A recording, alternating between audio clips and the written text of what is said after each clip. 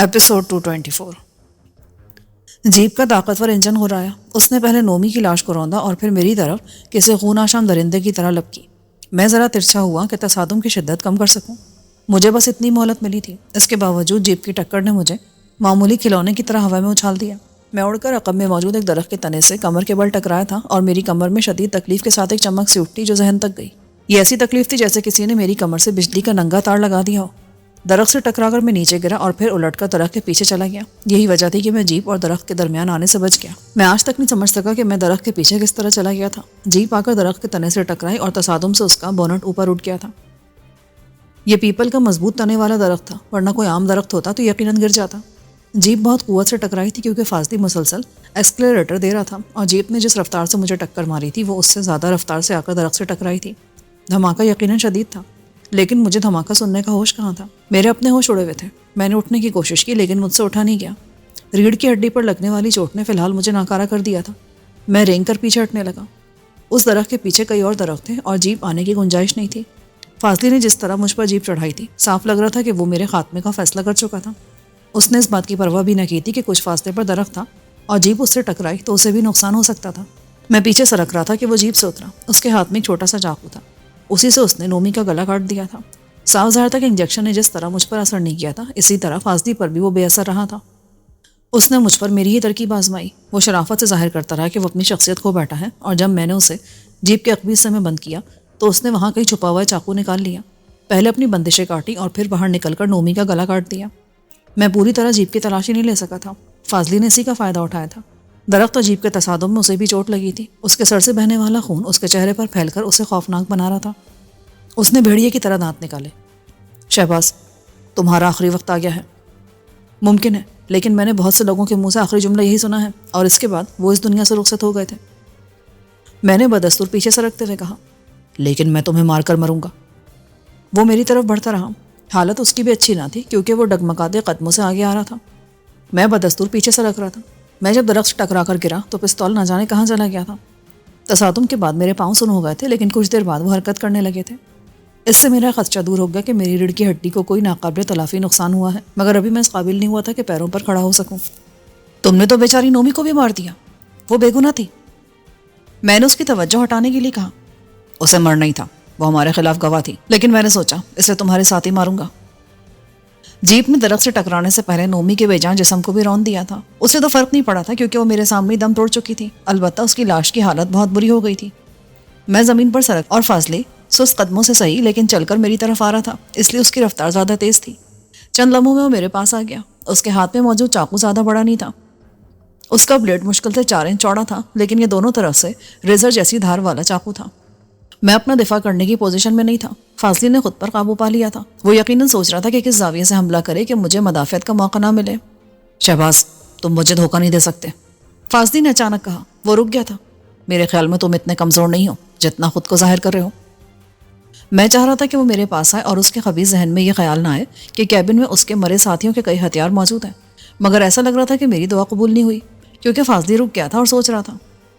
क्या सोच रहा है मुर्शिद की नाजायज़ औलाद? आओ, मुझे कत्ल करो। मैंने उसे उकसाने के लिए गाली दी। उसका मूड ऑफ हो गया। बकवास मत करो। तुम्हारे नाम नेहाद बाप को तुम्हारी असल वल्दियत का इल्म है क्या? उसी ने मुझे बताया था। वो बचपन से मुझसे खार खाता था, बिला वजह मुझे मारता था, नफरत का इजहार करता था। एक दिन जब मैं जवान हो गया था तो मैंने उसका हाथ पकड़ लिया। तब उसने बताया कि मैं असल में मुर्शिद की औलाद हूँ। तुमने क्या किया? मैंने उस जलील शख्स को कत्ल कर दिया जो बेगैरत था। हालांकि तुम्हें कत्ल मुर्शिद को करना चाहिए था। मैं उसे भी कत्ल करूँगा, लेकिन अभी नहीं। जब मैं उसकी सारी ताकत और दौलत हासिल कर लूँगा तब उसे कत्ल करूँगा। यह तुम्हारी खुशफहमी है। जो शख्स अपने सगे भाई की परवाह ना करे वो अपनी नाजायज़ औलाद की परवाह क्यों करने लगा? उसे अभी मेरे बारे में कुछ मालूम नहीं है। मुझे फाजली की बात पर हंसी आई। वो मुर्शिद जैसे अय्यार आदमी को इतना अनजान समझ रहा था। उसे नहीं मालूम था कि मुर्शिद खुद बेखबर बनकर उसे उल्लू बना रहा है। लेकिन मैंने फाजली को बताया नहीं। इसके बजाय मैंने कहा, तुम्हारी हालत बता रही है कि इंजेक्शन ने तुम पर भी असर नहीं किया है। मेरा ख्याल है सेट किसी वजह से बेकार हो गया है। शायद मुर्शिद ने उन्हें रखने में एहतियात नहीं की और दवा नाकारा हो गई। तुमने टोपी मेरे सर रख दी और कामयाब रहे, अब इंतज़ार किस बात का है? वह यारी से मुस्कुरा दिया। मेरा ख्याल है इस हालत में भी तुम्हारे नज़दीक आना खतरे से खाली नहीं है। मुझे अफसोस है, मैं अब तक तुम्हें बहादुर समझता रहा था। میں بزدلی بھلا۔ وہ مڑ کر کیبن کی طرف جانے لگا۔ اس کا ارادہ یقیناً وہاں سے کوئی گن لا کر مجھے دور سے شوٹ کرنے کا تھا۔ جیسے وہ نظروں سے اوجھل ہوا میں حرکت میں آ گیا۔ اتنی دیر میں میرا جسم خاصی حد تک میرے قابو میں آ گیا تھا، مگر میں خاصی مشکل سے کھڑا ہوا تھا۔ ریڑھ کی ہڈی اور کمر میں خوفناک قسم کے درد کی لہریں اٹھ رہی تھیں، اور کھڑے ہونے پر ایک لمحے کے لیے وہی بجلی والی چمک ہوئی جو دماغ تک گئی تھی۔ پستول تلاش کرنے میں وقت کا ضیاع ہوتا، اس لیے میں ہر ممکن تیزی سے کیبن سے دور جانے لگا۔ میری عافیت اسی میں تھی۔ اب تک میں تنوں اور شاخوں کا سہارا لے کر چل رہا تھا، لیکن درختوں کے جھنڈ سے باہر آ کر جب مجھے اپنے بلبوتے پر چلنا پڑا تب مجھے صحیح معنوں میں تکلیف کا سامنا کرنا پڑا۔ اگر حالات اور مصائب نے مجھے غیر معمولی قوت برداشت نہ عطا کی ہوتی تو اس وقت میری چیخیں نکل رہی ہوتی۔ ذرا آگے جھاڑیاں تھیں، ایک بار میں ان میں گھس جاتا تو فاضلی کے لیے مجھے تلاش کرنا آسان نہ رہتا، اس لیے میں ہر ممکن تیزی سے چل رہا تھا۔ فاضلی کسی بھی لمحے واپس آ سکتا تھا اور مجھے جھنڈ میں نہ پا کر زخمی بھیڑیے کی طرح میری تلاش میں نکل کھڑا ہوتا۔ اب اس میں شبہ نہیں تھا کہ وہ مجھے قتل کرنے کا فیصلہ کر چکا تھا اور دیکھتے ہی مجھے گولی مار دیتا۔ میری طرف سے ہر ممکن تیزی کے باوجود فاضلی عین اس وقت نمودار ہوا جب میں جھاڑیوں میں داخل ہو رہا تھا۔ اس نے مجھے دیکھتے ہی شاٹ گن سے فائر کیا۔ گولی نہ جانے کہاں گئی۔ درمیان میں کوئی 200 گز کا فاصلہ آ گیا تھا، اس لیے شاٹ گن غیر مؤثر تھی۔ اس کے اگلے فائر سے پہلے میں جھاڑیوں میں داخل ہو گیا، مگر اب یہ حصار میرے لیے اتنا کارآمد نہیں رہا تھا کیونکہ فاضلی نے دیکھ لیا تھا کہ میں کہاں ہوں اور وہ سیدھا وہیں آتا۔ اگر میں اس کی لالمی میں جھاڑیوں تک آ جاتا تو اس وسیع رقبے پر پھیلی جھاڑیاں اسے کھنگالنا پڑتی اور میری بچت کا امکان بڑھ جاتا، لیکن اب وہ سیدھا یہیں آتا اور میرے پاس چانس کم رہ گیا تھا۔ مجھے جلد از جلد کوئی جگہ تلاش کرنی تھی جہاں میں کچھ دیر کے لیے پناہ لے سکوں۔ اس حالت میں میرے لیے مزید بھاگ دوڑ محال ہوتی جا رہی تھی۔ میں جھاڑیوں میں کوئی ایسی جگہ دیکھ رہا تھا جہاں میں چھپ سکوں اور فاضلی کو شک بھی نہ ہو۔ ایک چھوٹی اور کم اونچی جھاڑی کے پاس سے گزرتے ہوئے میرا پاؤں کسی گڑھے میں گیا اور میں گرتے گرتے بچا۔ میں نے جھک کر دیکھا، جھاڑی ایک گڑھے کی تہ میں اگی ہوئی تھی اور یہی وجہ تھی کہ اس کی اونچائی کم لگ رہی تھی۔ جانوروں نے اس کے پتے چڑھ لیے تھے، اس لیے اس کا حجم بھی کم تھا اور بظاہر یہ چھوٹی جھاڑی لگ رہی تھی، لیکن گڑھا پوری طرح چھپ گیا تھا اور جب تک بالکل جھک کر نہ دیکھا جائے گڑھا نظر نہیں آتا تھا۔ مجھے جگہ مناسب لگی اور میں کوشش کر کے اس گڑھے میں داخل ہو گیا جس کی تہ سے جھاڑی اگی تھی۔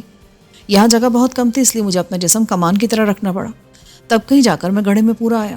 لیکن بیٹھنے کی وجہ سے تکلیف بڑھ گئی، اس لیے میں یوں لیٹ گیا جیسے آدمی سردی لگنے پر نیند کے دوران کروٹ لے کر اور گھٹنے سکڑ کر سینے سے لگا لیتا ہے۔ اس پوزیشن میں مجھے آرام ملا اور میں نسبتاً آسانی سے گڑھے میں سما گیا۔ میری کوشش تھی کہ میری کسی حرکت سے جھاڑی نہ ہلے۔ فاضلی یقیناً جھاڑیوں میں آ چکا تھا اور مجھے تلاش کر رہا تھا۔ میں جب اسے نظر نہ آتا تو وہ سمجھ جاتا کہ میں کہیں چھپ گیا ہوں اور پھر وہ مجھے جھاڑیوں میں تلاش کرتا۔ کچھ دیر بعد اس کے قدموں کی آواز آنے لگی، پھر اس کی بھی آواز آئی۔ شہباز، مجھے معلوم ہے تم یہیں کہیں چھپے ہوئے ہو، میں جلد تمہیں تلاش کر لوں گا اور کتے کی موت ماروں گا۔ وہ جھاڑیاں ہٹا ہٹا کر دیکھ رہا تھا اور رفتہ رفتہ اس جھاڑی کے پاس آتا جا رہا تھا جس کے نیچے میں موجود تھا۔ فاضلی قریب آتا جا رہا تھا۔ وہ جس طرح ایک ایک جھاڑی کو ٹٹول رہا تھا، مجھے قطعاً خوش فہمی نہیں تھی کہ وہ اس جھاڑی کو دیکھے بغیر چھوڑ دے گا۔ اس نے میری حالت دیکھ لی تھی اور جان گیا تھا کہ اس حالت میں میں زیادہ دور نہیں جا سکتا، اس لیے وہ سکون سے ایک ایک جھاڑی کو ٹٹول رہا تھا، اس یقین کے ساتھ کہ جلد یا بدیر وہ مجھ تک پہنچ جائے گا۔ مگر قدرت کو کچھ اور ہی منظور تھا۔ فاضلی اس جھاڑی کے اتنے پاس آ گیا تھا کہ اس کے جوتے بھی دکھائی دے رہے تھے۔ وہ شاٹ گن کی نال سے جھاڑیاں ٹٹول رہا تھا۔ پھر وہ جھاڑی کے پاس آ کھڑا ہوا تو میں نے سانس بھی روک لیا۔ وہ شاٹ گن کی نال سے پتے ہٹا رہا تھا اور کسی بھی لمحے کوئی شاخ ہٹاتا اور اسے میرا دیدار نصیب ہو جاتا۔ اس کے بعد وہ ہمارے خوشی کے فائر کرنے میں ایک لمحے کی بھی تاخیر نہ کرتا، مگر اس سے پہلے کہ وہ جھاڑی ہٹاتا کسی کے للکارنے کی آواز آئی، اوئے یہاں کیا کر رہا ہے؟ میرا دل ڈوب گیا، کیا فاضلی کے مزید کچھ آدمی آ گئے؟ مگر اس کا رد عمل مختلف تھا۔ اس نے بھڑک کر بولنے والے پر فائر کر دیا۔ شاٹ گن اتنے قریب سے چلی کہ اس کے بارود کا دھواں مجھ تک آیا تھا۔ کوئی چلایا اور جواب میں بیک وقت کئی گولیاں چلی۔ فاضلی لڑکھڑا کر نیچے گرا۔ کوئی گولی اسے لگی تھی کیونکہ اس کی کرہ میں اذیت شامل تھی۔ میں نے ذرا سر اوپر کر کے دیکھا تو فاضلی میرے بالکل سامنے زمین پر چت پڑا تھا اور اس کے سینے سے رہ رہ کر خون ابل رہا تھا۔ گولی کسی قدر دائیں طرف لگی تھی اور یقیناً پھیپڑوں میں گھس گئی تھی۔ فاضلی نے سر گھمایا اور غالباً مجھے بالکل سامنے پا کر دم بخود رہ گیا۔ میں مسکرایا اور آہستہ سے بولا، میں نے کیا کہا تھا؟ میں نے کئی افراد کے منہ سے اپنی موت کی پیشن گوئی سنی ہے اور وہ خود فوت ہو گئے ہیں، شاید تم بھی ان میں شامل ہونے والے ہو۔ فاضلی نے کوشش کر کے شاٹ گن اٹھانا چاہی، لیکن اسی لمحے کسی نے اس کے ہاتھ پر لات ماری اور شاٹ گن دور جا گری۔ اس پر گولی چلانے والے آن پہنچے تھے۔ میں نہیں جانتا تھا کہ وہ کون لوگ تھے۔ ان کی تعداد پیروں سے 3 لگ رہی تھی۔ وہ ایک دوسرے کو الزام دے رہے تھے، اور تجھے کس نے کہا تھا گولی چلانے کو؟ تو کیسے پھول مارتا، حرامی نے بھی تو گولی چلائی تھی، بس مولا نے بچت کر دی۔ وہ بچت کی اولاد، اور چوری صاحب کو کیا جواب دے گا؟ ہم یہاں زمین دیکھتے ہیں، بندے مارنے کے لیے نہیں بیٹھے۔ وہ بکواس کی جا رہا ہے، پہلے اس نے گولی چلائی تھی۔ چوری صاحب نے یہ تو نہیں کہا نا کہ کوئی گولی مارتے تم کچھ نہ کرو۔ فاضلی ہاتھ کے اشارے سے ان لوگوں کو متوجہ کرنے کی کوشش کرا تھا. غالباً وہ انہیں میرے بارے میں بتانا چاہتا تھا، لیکن وہ آپس کی بحث میں الجھے ہوئے تھے. بالآخر فاضلی کا حوصلہ جواب دے گیا اور وہ بے ہوش ہو گیا. اچانک پہلے والے نے تشویش سے کہا، اوے مجھے تو یہ بندہ جانا پہچانا لگ رہا ہے. اب تیسرے کو بھی یاد آ گیا، یہ تو مرشد بادشاہ کا بندہ ہے. ہاں یاد آ گیا، وہ فاضلی نام ہے اس کا. مارے گئے، اب کیا جواب دیں گے اس کے بارے میں؟ اٹھاؤ اسے، یہ مر گیا نا تو اور مصیبت گلے پڑ جائے گی. مصیبت کے پتر، گولی چلانے سے پہلے سوچنا تھا نا. ان میں ایک مختصر سا جھگڑا شروع ہو گیا جس میں ایک دوسرے کی ماں بہنوں کو بے تکلفی سے گھسیٹا گیا اور بالآخر مفاہمت ہو گئی. تینوں کا احساس تھا کہ انہوں نے مرشد کے خاص آدمی پر گولی چلا کر کتنی بڑی غلطی کی تھی، اور وہ مر جاتا تو یہ غلطی نہایت سنگین ہو جاتی. عین ممکن ہے انہیں اس کا تاوان اپنی جان کی صورت میں دینا پڑتا. اس لیے انہوں نے مل جل کر فاضلی کو اٹھایا اور وہاں سے رخصت ہو گئے. ان کا رخ کیبن سے مخالف سمت میں تھا. ان کی باتوں سے لگ رہا تھا کہ وہ کسی چودھری کے کارندے تھے اور اس کی زمین کی حفاظت کے لیے یہاں موجود تھے. دوسرا ان کی باتوں سے لگ رہا تھا کہ وہ مرشد اور فاضلی سے واقف تھے. اس کا مطلب تھا کہ میں مرشد کے علاقے میں تھا. اس صورت میں میرا جلد از جلد یہاں سے دور نکل جانا لازمی تھا. جیسے ہی وہ فاضلی سمیت جھاڑیوں سے نکلے، میں بھی گڑھے سے نکل آیا. اتنی دیر آرام کرنے کے بعد میری حالت پہلے سے خاصی بہتر ہو گئی تھی. میں جھاڑیوں کی حد تک جھک کر چلتا رہا. اگرچہ یہ پوز تکلیف دہ تھا، لیکن میں کوئی خطرہ مول نہیں لینا چاہتا تھا. ممکن تھا کہ چودھری کے مزید کارندے تفتیش کے لیے اس طرف آن نکلتے اور میں ان کی نظروں میں آ جاتا. یہ تو واضح تھا کہ وہ فاضلی کی جانب سے کیے جانے والے فائر کی آواز سن کر آئے تھے. میں نے جھاڑیوں اور درختوں کے درمیان والا میدان تیزی سے طے کیا، کیونکہ اسی میں مجھے دیکھ لیے جانے کا سب سے زیادہ خطرہ تھا. لیکن خیریت رہی اور کسی طرف سے للکار سنائی نہ دی. درختوں میں داخل ہو کر میں نے چند منٹ آرام کیا، پھر جیپ کی طرف بڑھا. اگر وہ چلنے کے قابل تھی تو میں اسی میں یہاں سے نکل سکتا تھا، مگر جیپ کی حالت دیکھ کر لگ رہا تھا کہ وہ چلنے کے قابل نہیں ہے. ٹکر سے ریڈیٹر ٹوٹ گیا تھا اور پانی بہہ چکا تھا. اس حالت میں اگر جیپ کا انجن اسٹارٹ ہو بھی جاتا تو چند منٹ سے زیادہ نہیں چل سکتا تھا. اس کے بعد وہ سیز ہو جاتا. میں ذرا آگے آیا تو زمین پر پستول پڑا مل گیا. میری نظر نہیں پڑی تھی، وہ دھوپ میں چمکا تو مجھے پتہ چلا. میں نے جھک کر اسے اٹھایا اور پھر جیپ کی طرف آیا. پچھلی سیٹ پر کھانے پینے کا سامان موجود تھا جو جھٹکے کی وجہ سے سیٹ سے نیچے گر گیا تھا. پانی کی بوتل محفوظ تھی، اس کا ڈھکن بند تھا، اس لیے پانی بہہ جانے سے بچ گیا تھا. میں نے ڈھکن کھول کر چند بڑے بڑے گھونٹ لیے تو میری حالت میں نمایاں بہتری آئی. کھانے کی باسکٹ بھی گر گئی تھی لیکن اس میں چیزیں محفوظ تھیں. میں نے باسکٹ اور پانی کی بوتل اٹھائی اور کیبن کی طرف آیا. میں نے جان بوجھ کر نومی کی لاش کی طرف دیکھنے سے گریز کیا تھا. کیبن میں آ کر میں نے شازی کے دوسرے ساتھی کے جسم سے جیکٹ اور اس کے جوتے اتارے. مجھے ان دونوں چیزوں کی ضرورت تھی. موسم معتدل ہو گیا تھا لیکن مجھے سامان رکھنے کے لیے جیکٹ کی ضرورت تھی. میرے لباس میں جیبیں نہیں تھیں اور جوتے میری ضرورت تھے. ننگے پاؤں میں زیادہ دور نہیں جا سکتا تھا. جیکٹ پہن کر میں نے جیبوں میں کھانے پینے کی چیزیں اور شارٹ گن کے اضافی بلٹ ڈالے. پستول کے 2 فاضل میگزین بھی رکھ لیے تھے. پانی کی بوتل آدھی ہو گئی تھی لیکن اب بھی اس میں 3.5 لیٹر کے قریب پانی موجود تھا. میں نے مزید پانی پیا کیونکہ میں بوتل ساتھ لے جانا چاہتا تھا. ان دونوں کے لباسوں سے میں نے رقم بھی نکال لی. انہیں اس کی ضرورت نہیں تھی. افسوس کہ ان میں سے کسی کے پاس موبائل نہیں تھا، ورنہ وہ میرے کام آتا. ایک شارٹ گن فاضلی لے گیا تھا اور دوسری میں نے اٹھا لی. میں باہر آیا تو نہ چاہتے ہوئے بھی میری نظر نومی کی لاش پر گئی. میں نے اس کے لیے دعائیں مغفرت کی اور وہاں سے چل پڑا. سورج کی پوزیشن سے میں نے مشرق کا تعین کیا. مغرب کی طرف پہاڑ تھے اور مشرق کی طرف مجھے کوئی نہ کوئی آبادی مل جاتی. اگر میں مرشد کے علاقے میں تھا تب بھی مجھے مشرق کا ہی رخ کرنا تھا. میری حالت پہلے سے خاصی بہتر ہو گئی تھی، لیکن کچھ دیر چلنے کے بعد کمر میں تکلیف شروع ہو جاتی اور مجھے رکنا پڑتا.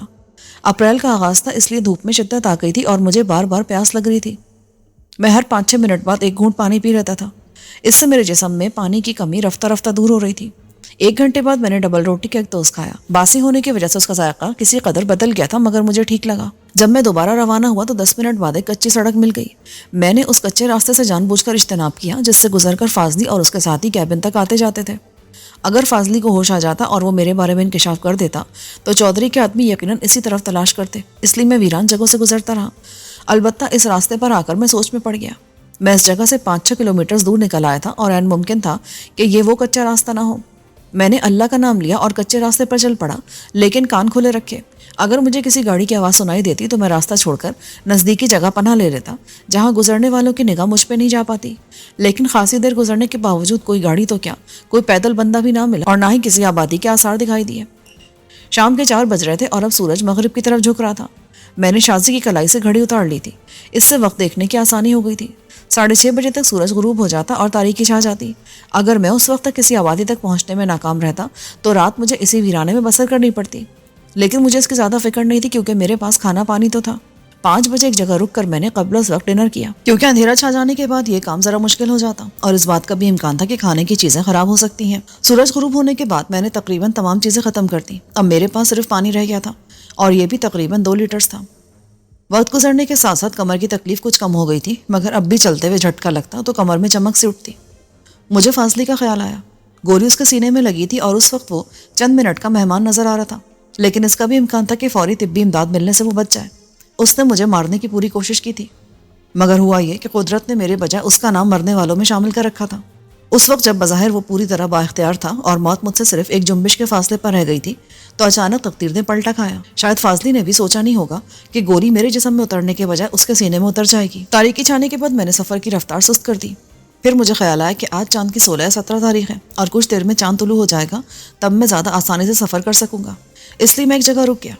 جھاڑیوں اور گھاس میں رکنے کے بجائے میں نے ایک صاف جگہ منتخب کی جہاں کسی سانپ یا زہریلے کیڑے کے پائے جانے کے امکانات کم تھے۔ کئی گھنٹے کے سفر نے مجھے تھکا دیا تھا، اس لیے لیٹا تو نہ جانے کب آنکھ لگ گئی۔ اچانک مجھے احساس ہوا کہ کوئی میرے پاس ہے، بول رہا تھا۔ میرا ذہن چونکنا ہو گیا۔ جاگتے مجھے اپنے پاس 2 افراد کی موجودگی کا احساس ہوا، لیکن میں نے حرکت سے گریز کیا۔ پھر ایک سہمی ہوئی نسوانی آواز آئی، اماں، اے زندہ ہے کہ مر گیا؟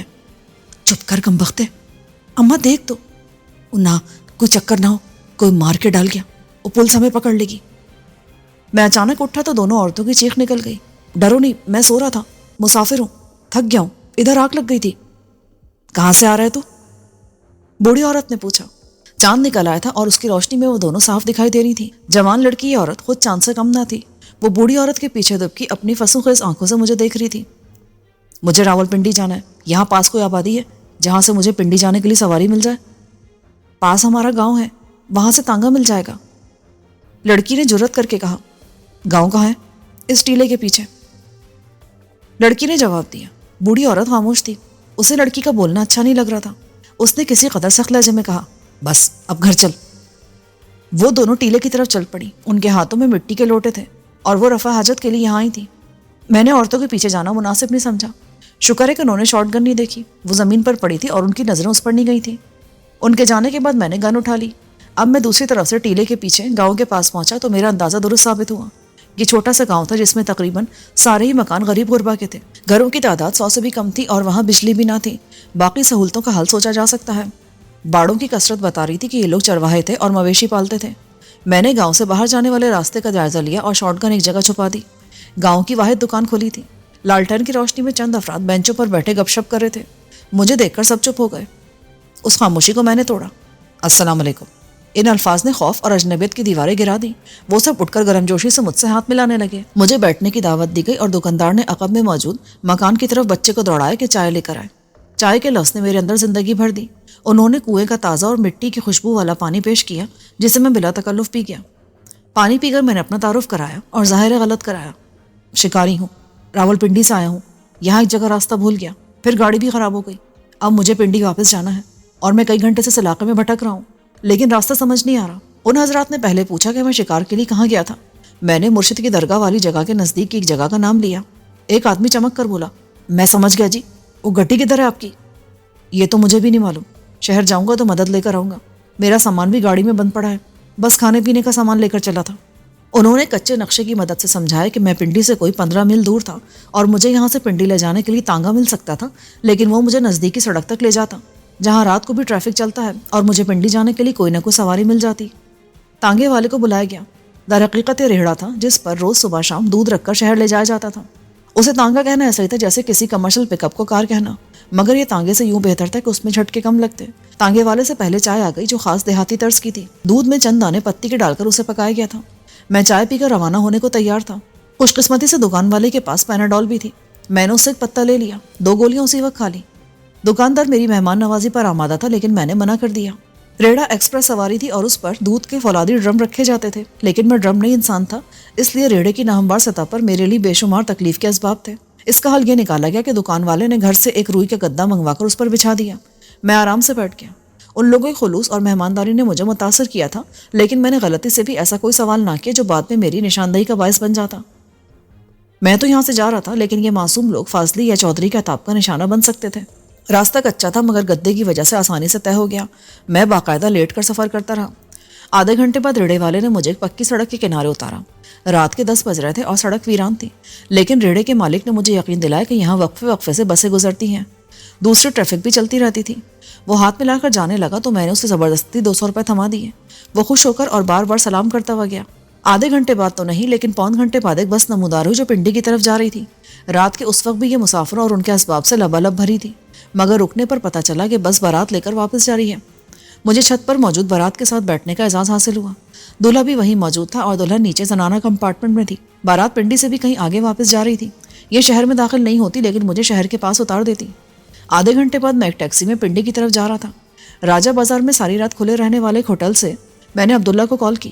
شہباز صاحب؟ اس نے بے یقینی سے کہا. ہاں یار، اب تک تو تم لوگوں کو عادی ہو جانا چاہیے. میں ایسے غائب ہو کر واپس آ جاتا ہوں. ہاں، جب دنیا میں نہ رہا تو پھر واپسی کا سوال ہی پیدا نہیں ہوتا. اللہ نہ کرے. یہ بتائیں کہ آپ کہاں سے بات کر رہے ہیں؟ لائن محفوظ ہے. ہاں، آپ فکر نہ کریں. میں نے عبداللہ کو ہوٹل کے بارے میں بتایا. جب تک وہ یا اس کے آدمی آتے میں نے ڈنر کر لینا مناسب سمجھا. حلیے سے قطع نظر میرے پاس خاصی رقم تھی، اس لیے میں نے ویٹر کی مشکوک نظروں کی بالکل پرواہ نہیں کی. البتہ طے کر لیا کہ اس بدتمیز ویٹر کو ٹپ ہرگز نہیں دوں گا. جب تک میں کھانے سے فارغ ہو کر کافی پی رہا تھا تو ایک سیاہ وین آ کر ہوٹل کے دوسری طرف رکی. میں چوکننا ہو گیا، لیکن جب وین سے عبداللہ 2 افراد کے ساتھ اترا تو میرے تنے اعصاب ڈھیلے پڑ گئے. عبداللہ اپنے آدمیوں کو باہر چھوڑ کر اندر آیا اور آتے ہی مجھے دیکھ لیا. وہ سیدھا میرے پاس آیا اور بلا تمید بولا، فوراً چلیں، حالات ٹھیک نہیں ہیں. آپ کا اس طرح منظر عام پر ہونا ٹھیک نہیں. میں بل پہلے ادا کر چکا تھا، اس لیے فوری روانگی میں کوئی رکاوٹ نہ تھی. عبداللہ کا لہجہ بتا رہا تھا کہ حالات واقعی گمبھیر ہیں، لیکن میں نے سوال جواب کسی جگہ پہنچنے تک کے لیے ملتوی کر دیے. سیاہ وین میں مزید 3 افراد تھے. ایک ڈرائیور اور 2 مسلح افراد موجود تھے. گویا عبداللہ 5 افراد کے ساتھ آیا تھا، لیکن سیاہ وین چلی تو مزید 2 گاڑیاں اور حرکت میں آئیں. ان میں سے ایک وین کے پیچھے اور ایک آگے نکل گئی. میں نے عبداللہ کی طرف دیکھا تو اس نے سر کی جنبش سے تصدیق کی کہ یہ اس کے آدمی تھے. گویا وہ پوری تیاری کے ساتھ آیا تھا. اگر کوئی مداخلت کرتا تو اسے اس کا بھرپور جواب دیا جا سکتا تھا. لیکن سیاہ وین کا رخ عبداللہ کی کوٹھی کی طرف نہیں تھا، اس لیے میں نے پہلا سوال ضروری سمجھا. ہم کہاں جا رہے ہیں؟ پنڈی میں ایک جگہ. اسلام آباد میں ہتھیاروں کے ساتھ نقل و حرکت مشکل ہو گئی ہے. میں چونکا. تم نے کوٹھی چھوڑ دی؟ سعدیہ اور مونا کہاں ہیں؟ وہ سفیر صاحب کے ساتھ حویلی جا چکی ہیں. بیتو اور مانی بھی وہیں ہیں. کب گئے وہ؟ 3 دن ہو گئے. وسیم اور دوسرے لوگ؟ سب اپنی اپنی جگہوں پر ہیں اور خیریت سے ہیں. میں نے سکون کا سانس لیا، ورنہ سیری کے دنوں میں مجھے سب سے زیادہ یہی خیال پریشان کرتا تھا کہ میرے ساتھی جذباتی ہو کر کوئی ایسا قدم نہ اٹھا لیں کہ انہیں خود نقصان پہنچ جائے. مگر انہوں نے عقل مندی کا ثبوت دیا تھا. اس دوران میں انہوں نے کرنے والا کام کر لیا تھا، یعنی مونا اور سعدیہ کو حویلی پہنچا دیا تھا. یہی نہیں بلکہ عبداللہ نے مزید 4 تربیت یافتہ آدمی بھی وہاں بھیج دیے تھے، جبکہ 6 ایجنسی والے گارڈز وہاں پہلے سے ہی تھے. مانی حویلی کی الیکٹرانک سیکیورٹی کرنے گیا تھا. تمام آلات اس نے میرے ساتھ مل کر پہلے ہی حاصل کر لیے تھے. وہ لوگ یہاں سے زیادہ محفوظ تھے.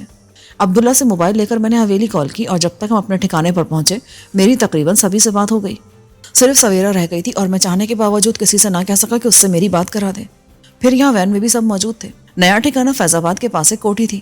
یہ جگہ مری روڈ سے زیادہ دور نہیں تھی. یہ زیادہ بڑی نہیں تھی لیکن اس کی 2 خوبیاں تھیں. ایک تو اس کے دونوں طرف گلی تھی اور طویل ڈرائیو وے ایک گیٹ سے دوسرے گیٹ تک تھا. آنے جانے کے لیے کوئی بھی گیٹ استعمال کیا جا سکتا تھا. دوسرے اس کے دائیں بائیں کوئی مکان نہیں تھا، اس لیے آبادی میں ہوتے ہوئے بھی آبادی سے الگ تھی. میں اندر آیا تو مجھے اندازہ ہوا کہ کوٹھی باہر سے خالی اور خاموش لگ رہی تھی لیکن اندر سے پوری طرح آباد تھی. وہ اس طرح کہ عبداللہ کی کوٹھی والے تقریباً تمام افراد یہاں نظر آ رہے تھے. میں نے عبداللہ کی طرف دیکھا. لگتا ہے تم نے مستقل ٹھکانہ بنا لیا ہے. ایسا ہی سمجھ لیں. میں کچھ عرصے سے چکر میں تھا کہ کوئی مناسب جگہ ملے جسے دشمنوں سے چھپ کر حاصل کیا جا سکے. اتفاق سے کوٹھی بک رہی تھی. مالک باہر جا رہا تھا. میں نے سامنے آئے بغیر ایک وکیل کے توسط سے خرید لی. پھر اسی وکیل کی مدد سے یہاں کام کراتا رہا اور جب ہمیں ضرورت پڑی تو یہاں منتقل ہو گئے. یہ پہلی کوٹھی کی طرح بڑی اور پرآسائش تو نہیں ہے لیکن سیکیورٹی کے لحاظ سے اچھی ہے. پہلی منزل تو صرف نشست گاہ، ملازموں اور دوسرے کاموں کے لیے مخصوص تھی. دوسری منزل پر رہائشی کمرے تھے. نیچے 8 کمرے تھے تو اوپر بھی 8 کمرے تھے اور ان میں سے 5 مکمل بیڈ رومز تھے. باقی کو بھی اس مقصد کے لیے استعمال کیا جا سکتا تھا. اس کے علاوہ ایک بڑا سا لاؤنج تھا. عبداللہ نے اوپر آتے ہوئے کافی کا کہہ دیا تھا. پھر اس نے مجھے ایک بیڈ روم دکھایا. یہ آپ کے لیے ہے، یہاں آپ کا سامان بھی آ گیا ہے، اگر چاہیں تو باتھ لے کر چینج کر لیں. میں تولیہ لے کر باتھ روم چلا گیا. 10 منٹ بعد میں باتھ روم سے نہا کر نکلا تو ایسا لگا جیسے گزشتہ دنوں کے مصائب بھی پانی کے ساتھ بہا آیا ہوں اور بالکل ہلکا پھلکا ہوں. ایک آرام دہ ٹراؤزرز اور ٹی شرٹ پہن کر میں لاؤنج میں آیا تو کافی اور دوسری چیزیں آ چکی تھیں. عبداللہ نے کہا، وسیم صاحب بھی روانہ ہو چکے ہیں، وہ 10-15 منٹ میں یہاں پہنچ جائیں گے. ٹھیک ہے. سندباد جہازی کے نئے سفر نامے کی تفصیل اس وقت تک کے لیے ملتوی کی جاتی ہے. یہ آپ نے ٹھیک فرمایا. اچانک ہی کسی نئے سفر پر لے جائے جاتے ہیں اور واپسی کے بعد حیرت انگیز کہانیاں سناتے ہیں. راجہ صاحب کیسے ہیں؟ ٹھیک ہے. درمیان میں ان کی طبیعت خراب ہوئی تھی لیکن اب بہتر ہے. وہ آپ کے بارے میں روز پوچھتے ہیں. اللہ ان کو صحت دے. پھر میں نے نادر کا پوچھا. وہ بدستور سرکاری تحویل میں ہے, اس نے کچھ انکشافات بھی کیے ہیں. عبداللہ نے معنی خیز انداز میں کہا, کیسے انکشافات؟ ایک تو یہ کہ مرشد کے ڈیرے یعنی نام نہاد درگاہ پر غیر ملکی آ کر رکتے ہیں اور اپنے حلیے اور ڈیل ڈول سے وہ کسی خاص شعبے سے متعلق لگتے ہیں. Commandos type? درست کہا آپ نے. جب وہ آتے ہیں اور عام طور سے گروپ کی صورت میں آتے ہیں تو درگاہ کو عارضی طور پر عام لوگوں کے لیے بند کر دیا جاتا ہے. یہ نادر کا مشاہدہ ہے یا وہ اس بارے میں کچھ جانتا ہے؟ میرا خیال ہے کہ جانتا ہے لیکن بتا نہیں رہا. اس کا کہنا ہے کہ اسے یہ بات اس کے ایک آدمی نے بتائی ہے جو درگاہ میں ہوتا ہے اور نادر کا وفادار ہے. میں سوچ میں پڑ گیا. عبداللہ بولا, آپ کا کیا خیال ہے؟ مرشد نے ہمارے خلاف باہر سے کرائے کے گوریلے منگوائے ہیں؟ نہیں, اسے ان کی ضرورت نہیں ہے. اس کے پاس ایسے آدمی کی کمی نہیں ہے جو اس کے ایک اشارے پر جان قربان کر دیں. یہ کوئی اور ہی چکر لگتا ہے. یہ بتاؤ کہ میری غیر موجودگی میں تم لوگوں نے مرشد کے خلاف کوئی قدم تو نہیں اٹھایا؟ اس بارے میں آپ کو وسیم صاحب بھی بتائیں گے. ادھر عبداللہ نے جملہ ادا کیا, ادھر وسیم نے اندر قدم رکھا. میرا ذکر ہو رہا تھا, اس نے کہا, اور آتے ہی مجھ سے لپٹ گیا. شکر ہے کہ آپ کو صحیح سلامت دیکھ رہا ہوں, لیکن یہ مت سمجھنا کہ دشمنوں نے کوئی کسر چھوڑ دی تھی. بس یہ سمجھ لو کہ اللہ کی مہربانی ہے کہ اس وقت تم لوگوں کے سامنے ٹھیک ٹھاک کھڑا ہوں. ہم نے جو ویڈیو میں دیکھا تھا وہی بتانے کو کافی تھا, لیکن مرشد کو اس کا خمیازہ بھی بھگتنا پڑے گا. وسیم کا چہرہ سرخ ہو گیا. شکر ہے تم لوگوں نے کوئی اندھا قدم نہیں اٹھایا.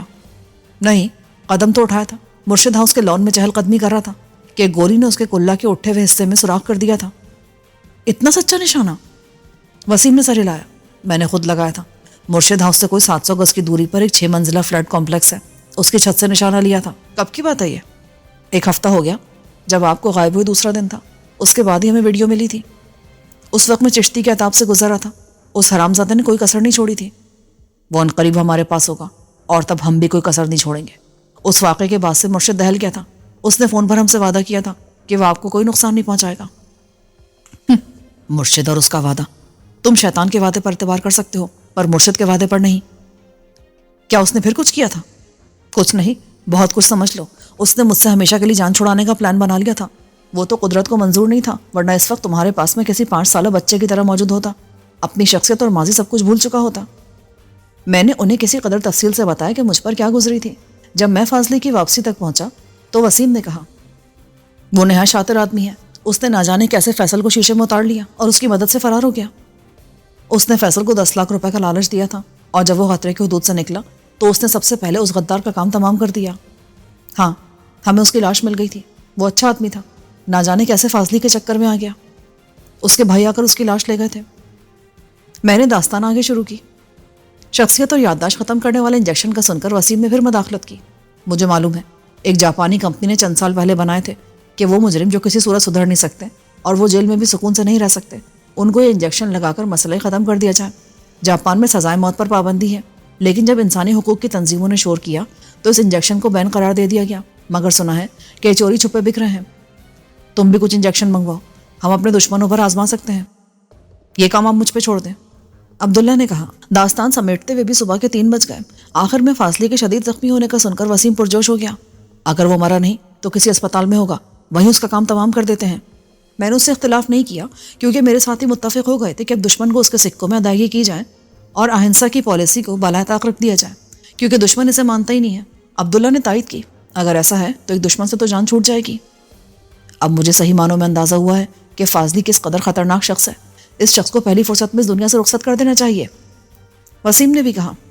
اس کے عزائم تو اپنے حقیقی باپ کے لیے بھی خطرناک ہے. وہ مرشد کا بھی صفائی کرنا چاہتا ہے, لیکن اس سے پہلے وہ اس کی جگہ حاصل کر لے گا. یہ اچھا ہوا کہ فیصل نے اسے حویلی سے یوں نکالا کہ وہ اس کی لوکیشن نہیں دیکھ سکا, ورنہ ہمیں بڑا نقصان اٹھانا پڑتا. وسیم نے سر ہلایا. اسی وجہ سے میں نے اس کا قصور معاف کر دیا اور اس کے گھر والوں کو 10 لاکھ روپے بھیجے ہیں. اب سام زخمی ہے اور اس سے پہلے کہ وہ دوبارہ صحتیاب ہو کر ڈسنے کے قابل ہو جائیں, اس کا سر ہمیشہ کے لیے وہیں کچل دینا بہتر ہوگا.